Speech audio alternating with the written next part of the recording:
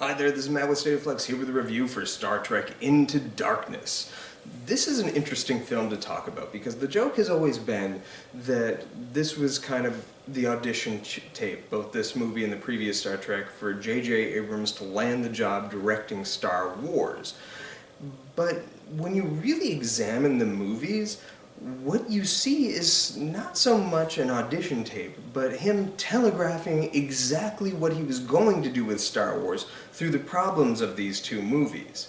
Now, I've already talked about the previous movie, Star Trek 2009, being a replica of A New Hope, about a blonde-haired, blue-eyed farm boy who's trying to stop a planet-destroying device while walking in the footsteps of his father who died all before he was born. This is pretty, and there's similarities beyond that, believe me. What he ended up doing with Force Awakens was even more so a direct riff on A New Hope, giving us a more firm beat-by-beat remake of that film. And with this film in particular, he kind of highlights all the other problems that he was going to have with the franchise, taking story beats that we're familiar with, but just doing a loose spin on them so that they're different, while also just kind of rehashing the general love we have for the franchise and regurgitating it back at us, hoping that we're going to respond well to it, while also kind of just doing a best of clip show, and also walking back the end of the previous movie so that this one will be a serviceable send-off of the character because he doesn't really know what to do with it. All the while not making a firm stance on anything. This kind of telegraphs everything that he did with Rise of Skywalker in particular, but also Force Awakens. My complaint about Force Awakens, one of the largest ones, is that it feels like Return of the Jedi didn't happen. Outside of referencing that Darth Vader was redeemed, the status was brought back to that of The Empire Strikes Back. It's as if, bloop, Return of the Jedi didn't happen. And similarly, obviously, Rise of Skywalker, I think the general complaint was that it, like, even fans who hated The Last Jedi recognize that the whole movie's first act is just walking back everything that movie did. This film takes the ending of Star Trek 2009 and makes it completely moot, as if it didn't happen. You have the origin story of how Captain Kirk became Captain Kirk, became the captain of the Enterprise, as told in Star Trek 2009. You have exactly one scene in this movie of him being captain in the beginning of the movie before he does something, gets demoted, is not captain anymore, and has to fight to earn that captaincy once more, which is all just a complete pointless detour in an already overlong runtime so that Captain Kirk can become captain once more after Captain Pike is killed early on in the film, which he was already incapacitated to the point of non-relevancy at the end of the previous movie, similar to how he was in the TV show. Star Trek 2009 is completely serviceable. I give that movie a very strong review. Listen to my review from last week. The review for Star Trek Into Darkness is, I think this is inarguably, you could make an argument, I think this is inarguably the worst Star Trek movie. There are movies I don't like as much as I enjoy watching this movie, because in a bubble, all the scenes are good. Like, they're well made. It's spins on scenes that we've already seen. That I sometimes really quite like, and he executes some of them pretty well. You get emotional at the death, spoiler alert, of Captain Kirk. But that's also a twofold situation. You get emotional because a lot of the heavy lifting there goes to Michael Giacchino, whose score for both Star Trek 2009 this Star Trek and Star Trek Beyond is incredible. I think the scores for all three of those movies are among the best in the franchise, and Giacchino is one of my favorite film composers actively working today. But that also kind of hits, the death of Captain Kirk hits on another very big issue, which I also can take umbrage with for J.J. Abrams' Star Wars features, which is he wants to have these big emotional moments. Rise of Skywalker kills off Chewbacca, it kills off Rey, it kills off like multitude of characters, C-3PO, but then immediately buys back all of their deaths so that, nope, they didn't actually die. The weight of death is meaningless. You're back to the status quo from a scene or two prior. And this film does the same thing with Captain Kirk's death. When Spock died in Star Trek II, The Wrath of Khan, there was finality to it. Yes, that story could linger on another movie, and it certainly did, and I think that's one of the biggest disappointments I have with the franchise, is that Search for Spock, though it's a movie I quite like, set the template for reviving dead characters who had earned meaningful deaths.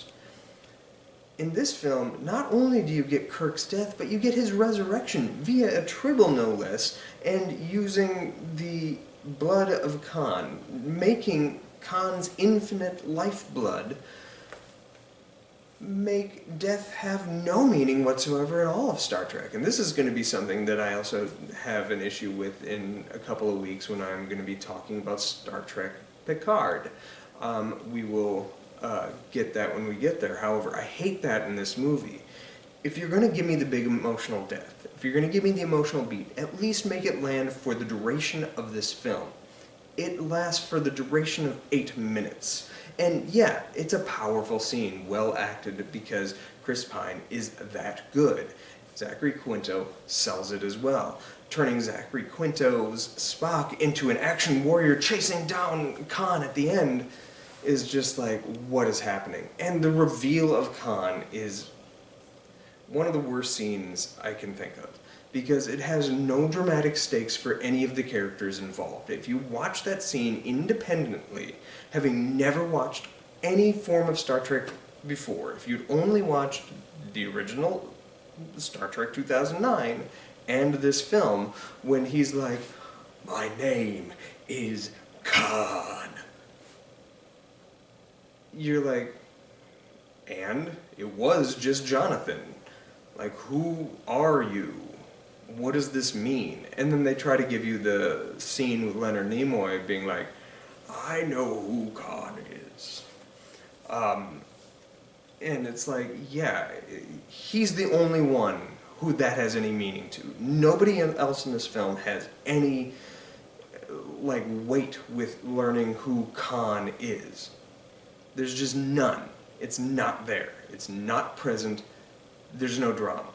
There's only drama for the audience who carries with them memories of Space Seed and Wrath of Khan. And that's it. And maybe the Augment episodes of the Enterprise.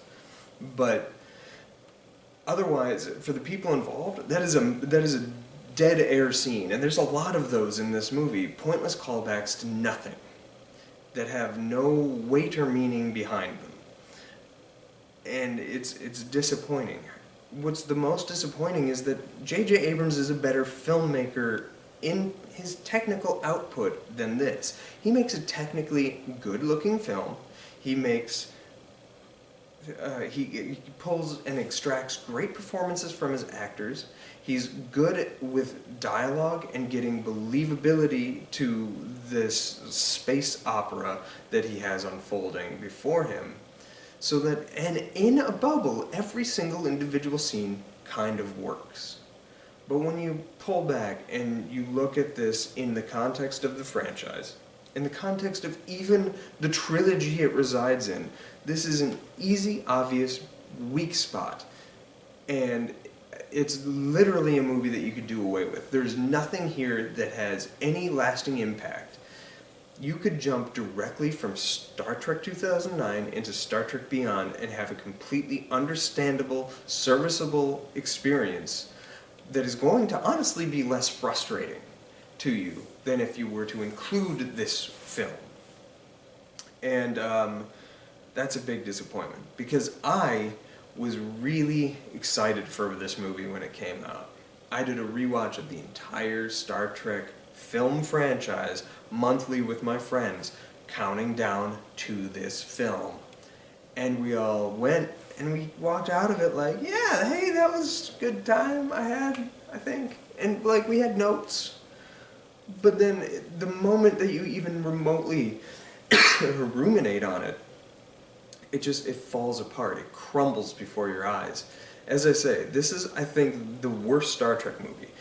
There are movies that are harder to watch, that are maybe, like, bad in other ways. Either they're ugly films like Star Trek V, or boring films like Star Trek The Motion Picture, or forgettable films like Star Trek Insurrection, or stupid films like Star Trek Nemesis. But none of them are creatively bankrupt like this movie is. This is completely a film reliant on what came before, repackaging it, and being like, see? It's different though, because Spock lives, and Kirk dies, but don't worry, they both come back at the end, eh? And it's just like, ugh. And then you have the scene where poor Alice Eve has to completely get herself in her skivvies and then just stand there like this to pose at the camera for a second. Like, how embarrassing is that scene? Like, not only has it not aged well in the 10 years since that has happened, but, like, what is the point of it? You completely lose any kind of believability that an educated nurse, daughter of the, like, Federation High Command, would just start undressing, like, in front of a captain of the Enterprise, or say even the first commander, or whatever you want to call him. Like, that's just, like, what the hell is happening? I hated that scene when I first saw it, and with rewatches it's never been, like, made excusable in any stretch of the imagination. And that's a shame. She's a fine and talented actress who deserves better than that. And, you know, she's actually quite good in the movie. Of all the things this movie does is it introduces her character, who I would have liked to have seen more of Carol Marcus. And I'm just going to throw this out there. J.J. Abrams went to great lengths to preserve the secret that Khan was the bad guy. Mind you, he recast a very famous Latin actor with Benedict Cumberbatch, which he'd gone efforts to kind of, like, cast accordingly for the original series reboot movie, even though there was some controversy with John Cho's Sulu, which I said I wasn't, that I might talk about. I kind of saved it for this because I think it fits better with the casting of Benedict Cumberbatch. His argument for why Korean actor, or actor of Korean descent, John Cho is playing the Japanese character Sulu is because Sulu is a coverall for all Asian nations. That's who he's representative of. Which is kind of dismissive to the character of Sulu, and also weirdly kind of a jab at both John Cho and George Takei, I would feel. And I think a lot of people kind of called him out on that. It's a bad look when you kind of repeat that in the second movie that you make, where you recast this phenomenally performed Ricardo Montalban performance of Khan. Keep promising the audience, don't worry, it's not Khan. We'll kind of believe it because, hey, they didn't even cast a Latin dude, so it's probably not Khan. And then suddenly it's Khan. You feel conned because like, A, that's a bad look on, like, the recasting stance.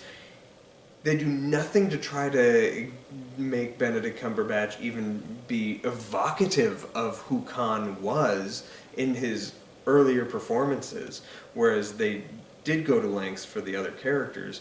It's just weird. And it's even weirder that he looks and resembles a little bit like the first mate of Khan in Wrath of Khan. I don't know if that's supposed to be Khan's son or what, but Benedict Cumberbatch looks kind of like that guy. Why not just say it's him, or just a different augmented person from Botany Bay that wasn't Khan, that was trying to get Khan and maybe release him, and then we have a tease at a future Khan installment. But beyond that, this is the exact movie that everybody feared when they had heard that there was going to be a remake of Star Trek.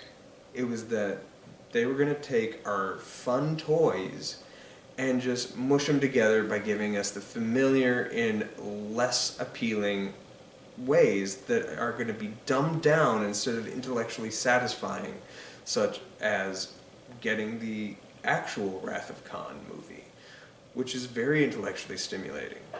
And this movie brushes on these moments that are iconic, but that's just it. It's just a brush stroke that we're familiar with.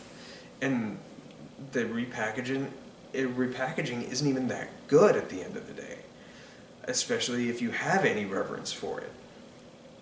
The last note I want to talk about is the pointless detour through Klingon space. We get to go to Kronos, we get to see the Klingons, they have their makeup that is way too hyper, like, busy, with their Predator helmets for whatever reason. I don't like that scene, I don't like the makeup. And then that makeup would kind of carry on into Star Trek Discovery, which I might talk about at some point in life. But I don't like any of that stuff. The action shoot 'em up stuff, which Star Trek had developed into even by the whole like Xindi storyline of Enterprise Season 3, really gets amped up in this film, even more so than Star Trek 2009. This makes the Kelvin trilogy look bad and pointless. I think there is value to be had in the Kelvin timeline, and I think that value is like able to be seen if you pitch this movie to the wind and pretend as if it never happened, kind of like Star Trek V. And if it's been a while, maybe that's something that you should do, and I'm going to urge you to do, is just go through and watch your favorite Star Trek movies and stuff like that, favorite episodes of Star Trek, and then revisit this movie, or the Kelvin timelines, by avoiding this movie. Just watch Star Trek and Star Trek Beyond, and leave this one in darkness. Let me know what you think of this film in the comments down below. Like, subscribe, ding that little bell, do all that good stuff. Next week I will have a review coming out to you for Star Trek Beyond, which I'm very, very excited to talk to you about. Thanks for watching. Peace.